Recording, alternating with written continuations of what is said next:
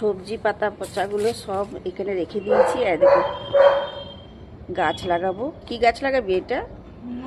অপরাজিতা গাছগুলো বেশ লত হয়ে গেছিল, লতটা কেটে এবারে ছোট করে টবটার মধ্যে লাগিয়ে দেবো। এই যে দুটো অপরাজিতা, এই একটা অপরাজিতা।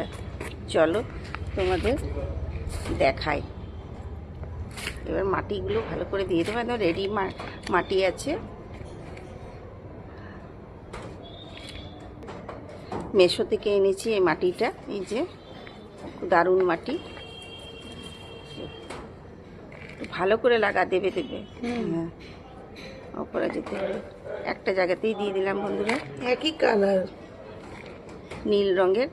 অনেক বড় লত হয়ে গেছিল, অত বড় লত আর ভালো লাগছে না, একটু ছেটে ছেটে রাখবো ভালো করে, তার জন্য এটাকে রেডি করছি। চলো বন্ধুরা, আজকের মতন এইটুকু, আবার অন্য ব্লগ নিয়ে আসবো। ভালো লাগলে লাইক কমেন্ট শেয়ার অবশ্যই করো। আজকের মতন টাটা।